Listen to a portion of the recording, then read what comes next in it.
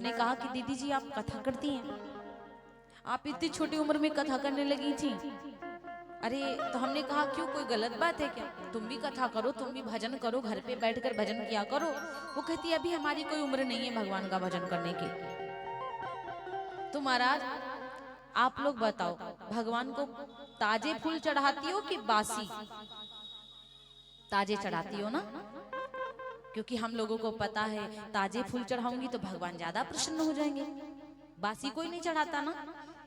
तो अभी हमारी जवानी ताजा फूल है और जवानी में भगवान का भजन नहीं करेंगे, अरे दादा ई का हो गया हो। बोले व्यास भगवान की, ए आराम से लेकर जाओ बच्ची को। बोले व्यास भगवान की जय। तो महाराज कहते हैं कि जवानी है ताजा फूल, तो इसलिए भगवान का भजन करो तो जवानी में करो। भजन कर मस्त जवानी में बुढ़ापा किसने देखा है। बुढ़ापा में पैर से लंगड़े हो जाओगे, दान तुम कर नहीं पाओगे। समझो मेरी बात को, इधर बुढ़ापा में पता है पैर से लंगड़े हो जाओगे, दान तुम कर नहीं पाओगे। दान कर मस्त जवानी में बुढ़ापा किसने देखा है। जवानी में जो करना है आपको करो, बुढ़ापा में तीर्थ तुम कर नहीं पाओगे, टांग से लंगड़े हो जाओगे। तीर्थ कर मस्त जवानी में बुढ़ापा किसने देखा है।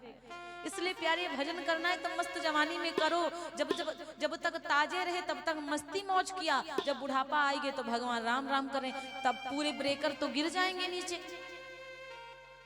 क्यों, ये पूरे ब्रेकर तो बचेंगे नहीं, तो पूरी आवाज हवा तो बाहर मुंह से आ जाएगी। बताओ सीताराम की जगह सीताराम निकलेगा, इसलिए जवानी में सीताराम निकलेगा। इसलिए जवानी में भगवान का भजन करो। क्यों भैया, भगवान का भजन करो मस्त जवानी में।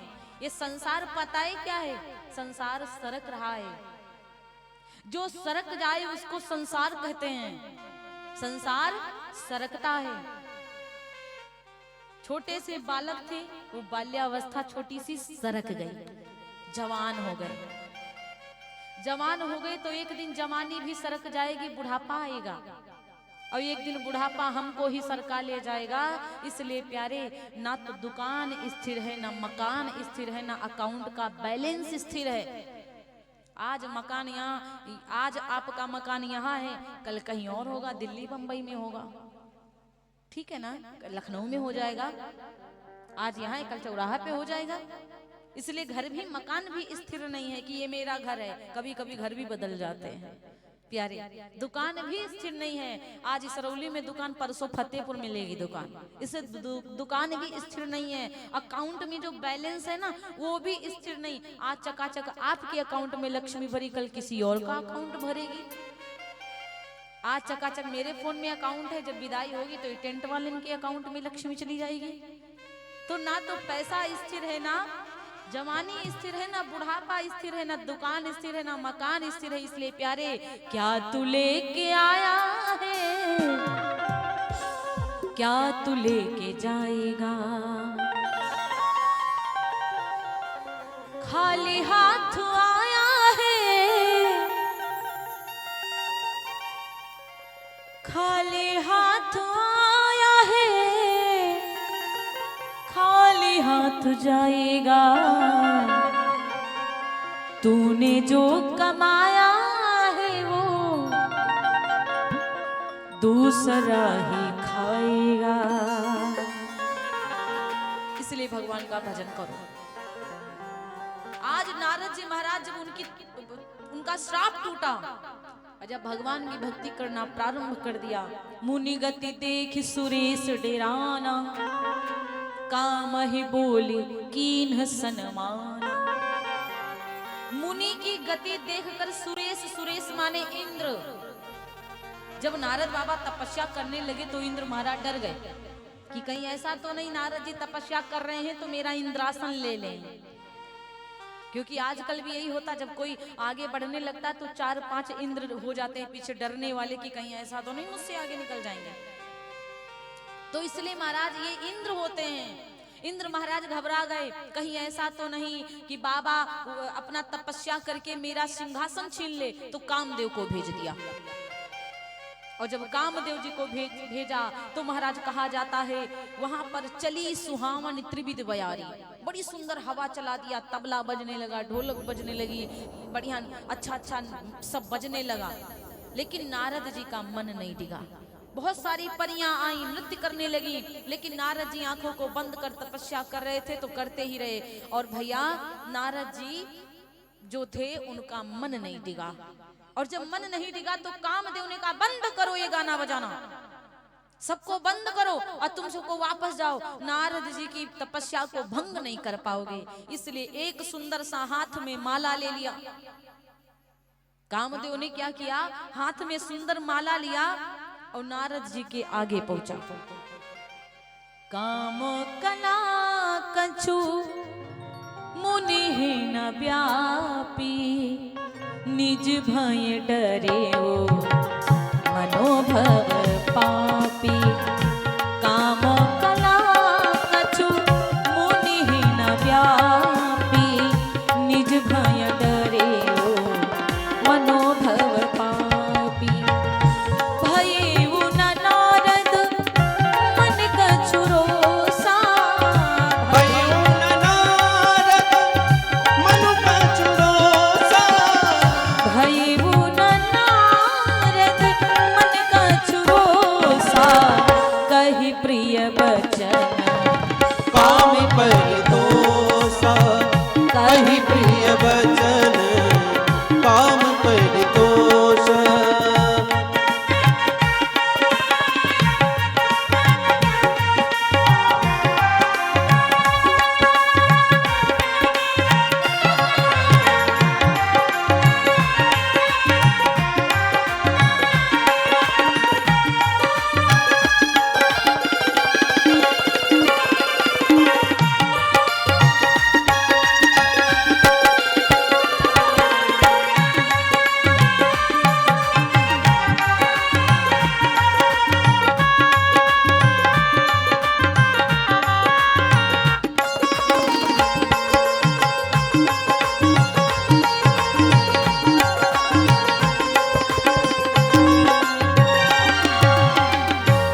महाराज काम कला कछु मुनि ही न व्यापी।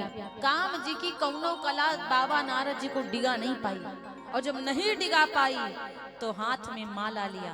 कामदेव जी चरणों में नारद जी के गिर पड़े। माफ करो महाराज, क्षमा करो, आप संत महंत, आपको कामदेव नहीं हरा पाया, आपको मैं नहीं हरा पाया, आप संत महंत धन्यवाद प्रभु, आप आंखें खोलो। नारद जी ने देखा मेरे चरणों में कामदेव पड़ा हुआ है। और जब नारद जी ने देखा चरणों में कामदेव पड़ा हुआ है तो नारद जी को क्रोध भी नहीं आया। कामदेव ने बड़ी प्रशंसा कर दिया नारद जी की। नारद जी से कहा धन्यवाद नारद जी, आप बड़े भारी संत निकले। आपने तो क्रोध को भी जीत लिया और आपने काम को भी जीत लिया, हमको भी जीत लिया, क्रोध को भी जीत लिया। और भोलेनाथ जी क्रोध को नहीं जीत पाए थे। भोलेनाथ जी क्रोध में भस्म कर दिए थे कामदेव को।